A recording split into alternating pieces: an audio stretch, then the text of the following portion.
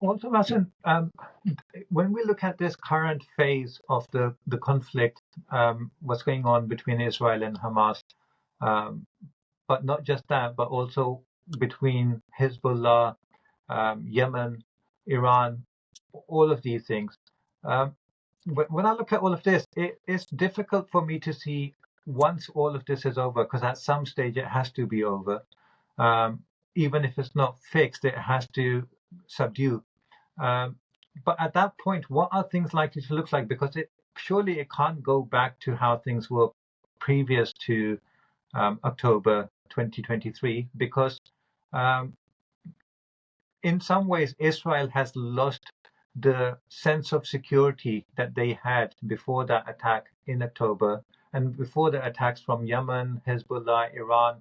Um, Israel now has to understand that it has to live in the community in the region.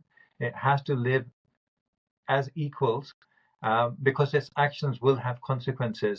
How do you think, if we look ahead, what do you see even before getting to a final solution? What's the interim likely to look like from now until that point? Well, the blind spot of all colonialists, no matter how successful or unsuccessful they are, colonialists in France and Algeria was not that successful, except in killing 2 million Algerian lives. Colonialists in Australia were more successful and killed a lot of native people. But they all have one blind spot. All colonialists have the same blind spot. That blind spot assumes that killing and maiming and torturing indigenous people will cause them somehow to surrender their country and give up on their country. This is a blind spot they cannot seem to transcend. And Zionist colonizers are no different. They think that the more you beat the Palestinians, the more you can get their land and the more you can succeed. Well, the evidence is overwhelmingly against that, historically, even in our case. I mean, I ask even Zionists that I debate with sometimes, I ask them, show me one incident where you killed leadership of a resistance group, where you actually got a more accommodating leadership or a leadership that says, hey, I'm giving up and I'm going away. Yeah, No, it gets actually worse year after year, decade after decade, because that's also basic social ideas and phenomena that are well understood. You kill some people. For example, Israel killed, there's some, minimum number 50,000 Palestinians in Gaza in the last 15 months. And there are some people talking about 200 to 300,000 Palestinians who were killed. But anyway, whatever the number is, if we take even the minimal number of 50,000, yeah, an injury of 110,000, well, the injured people, they have relatives. The killed people, they have relatives. yeah. What are these relatives going to think? Hey, they killed us, or they killed my brother and sister, so I should just give up and raise a white flag. Yeah. No, that's illogical. But as I said, it's a blind spot among all colonialists. They assume that that's what will happen. For some reason, they keep thinking that that's what would happen. And the lessons keep coming back to them over and over again. I mean, what is Hezbollah? Hezbollah was formed 1982 or something when Israel invaded Lebanon. Yeah. Hezbollah didn't exist before that.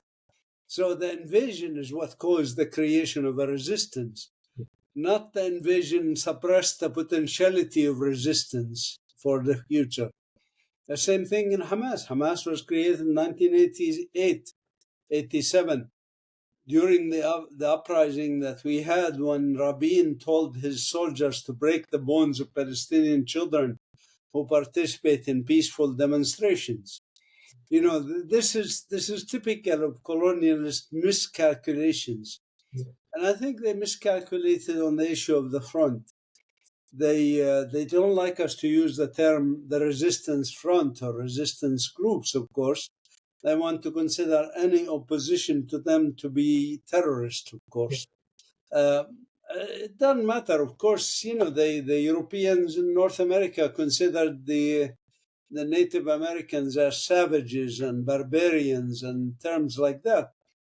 But ultimately, they applied that term to all of the Native Americans and all of the Aboriginal Australians or all of the Zulus in South Africa. Any Palestinian is really a terrorist by Zionist definition, because we are living on our land and we are insisting on living in our land. So we are in opposition to this colonial idea. And if you are in opposition to an idea that is carried by one person, it is, of course, logical that that person will label you in the most negative and most unfair, if you want, terminology. But it is logical, again, not good, bad, or evil, but that's how colonialists think.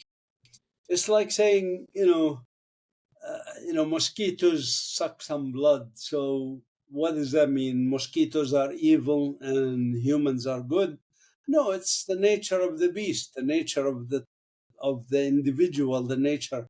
The nature of colonialists is to kill indigenous people, take their land, and label them in the worst possible scenario possible. So that's logical.